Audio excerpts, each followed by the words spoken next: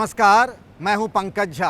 आप मेरे साथ देख रहे हैं अंदर की बात। लेकिन मज़े की बात यह है कि अब ये बात अंदर की नहीं रही, घर की नहीं रही, घर की चारदीवारी से निकलकर अब ये सोशल मीडिया में वायरल हो गई है। टेलीविज़न न्यूज़ चैनलों से लेकर अखबारों में पहले पन्ने पर यह खबर पिछले कई दिनों से चल रही है। इसमें 3 किरदार हैं, ज्योति मौर्य, आलोक मौर्य और मनीष दुबे।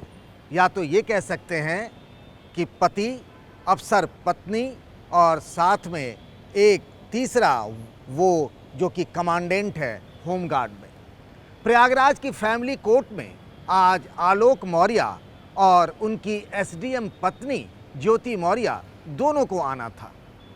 आलोक तो पहुंच गए फैमिली कोर्ट में, लेकिन ज्योति नहीं पहुंच पाई। ज्योति ने ही फैमिली कोर्ट में केस कर रखा है दहेज उत्पीड़न का भी।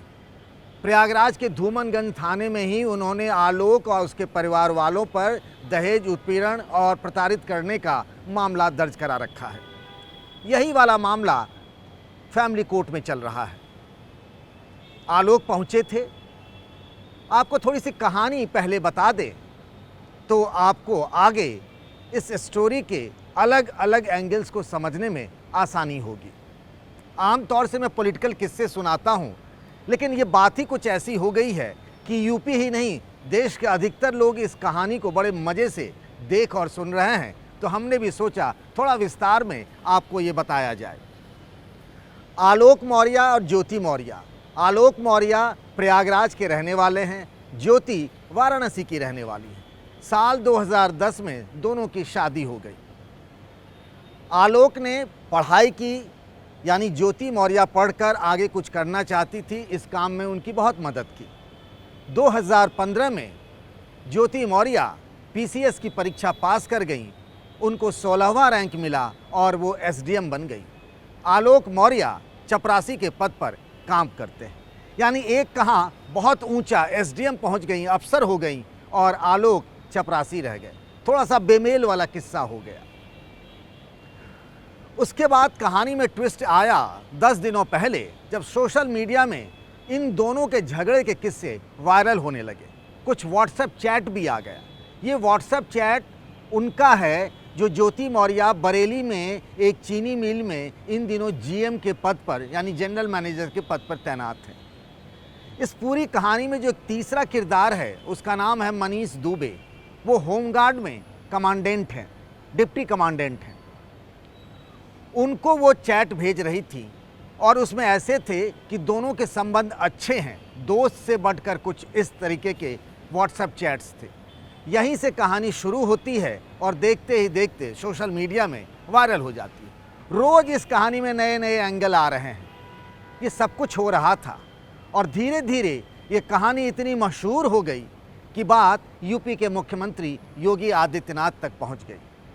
आपको मैं बता दूं कि अखबार पढ़ने की शुरुआत से योगी जी की आदत रही है। जब वो गोरखपुर के सांसद थे तब भी वो सवेरे सवेरे सारे हिंदी के अखबार लेकर पढ़ने बैठ जाते थे। अब जब मुख्यमंत्री बन गए हैं तब भी उनकी ये आदत नहीं बदली है। वो लगातार देख रहे थे कि अखबारों में ज्योति मौर्य, आलोक मौर्य की कहानी छप रही है और ज्योति मौर्य उन्हीं की सरकार में अफसर हैं। ये आखिर हो क्या रहा है?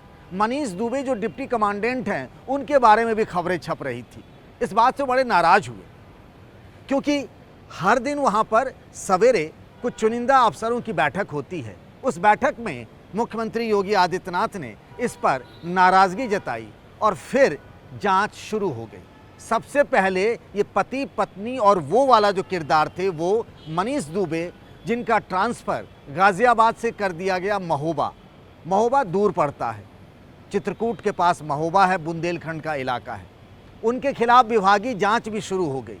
इस कहानी में अगर आलोक मौर्य जो ज्योति मौर्य के पति हैं, जो इन दिनों प्रतापगढ़ में पंचायती राज विभाग में चपरासी के पद पर तैनात हैं, उनके दावों पर यकीन करें तो यानी ज्योति मौर्य और मनीष दुबे के संबंध हैं। संबंध दोस्ती से बढ़कर अलग, यानी कहते हैं कि दोनों के बीच इश्क के रिश्ते हैं और इसीलिए वो इस रिश्ते से छुटकारा पाना चाहते हैं।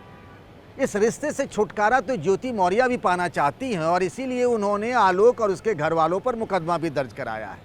जब दोनों ही छुटकारा पाना चाहते हैं तो फिर दोनों अलग क्यों नहीं हो पाते हैं, ये कहानी समझ में नहीं आ रही है। जब से ये कहानी शुरू हुई है, ज्योति मौर्य ने सिर्फ एक बार कैमरे के सामने अपनी सफाई दी है, लेकिन आलोक मौर्य रोज अपनी बात कह रहे हैं और एक तरीके से उन्होंने कैंपेन छेड़ रखा है कि ज्योति मौर्य के खिलाफ उन्हें न्याय चाहिए, इंसाफ चाहिए। बेटियां मुझसे मिलें, बेटियां मेरे पास रहें, मुझे बेटियों से मिलने दिया जाए, क्योंकि एक बाप आप भी होंगे सर, उसके दर्द को समझ सकते हो, जो कभी अपने बच्चों से दूर नहीं रहा है, वो अपने बेटियों के लिए कैसे तड़प रहा है। तो मैं सर, वो मेरे कहने का मतलब बस ये कि मैं अपने बेटियों के लिए समझौता करने को तैयार हूँ, लेकिन जो गुनहगार हैं, उन्होंने मेरे साथ गलत किया उसको। जब मुख्यमंत्री के पास ये बात पहुंची, उसके बाद धड़ाधड़ एक्शन शुरू हो गया। सबसे पहले तो मनीष दुबे, जिन पर आरोप है कि ज्योति मौर्य के साथ उनके रिश्ते हैं, संबंध हैं, जैसा आलोक कहते हैं, तो उनका ट्रांसफ़र कर दिया गया महोबा। उनके खिलाफ एक विभागीय जांच भी शुरू हो गई। होमगार्ड के जो हेड हैं, डीजी रैंक के अधिकारी हैं, उनका नाम वीके मौर्य है, उन्होंने प्रयागराज के होमगार्ड विभाग के डीआईजी संतोष कुमार को विभागीय जांच के आदेश दे दिए गए कि आखिर मनीष दुबे का इस पूरे मामले में, ये जो आलोक और ज्योति के मामले में मनीष का क्या रोल है, इसकी जांच की जाए। आलोक मौर्य ने डीआईजी साहब को इन दोनों के बीच जो लगातार फ़ोन पर बातचीत होती थी, उसका पूरा कॉल डिटेल दिया है।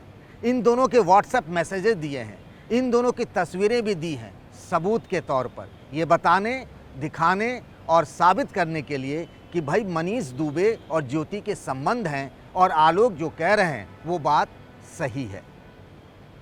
ये बात सही पाई गई है।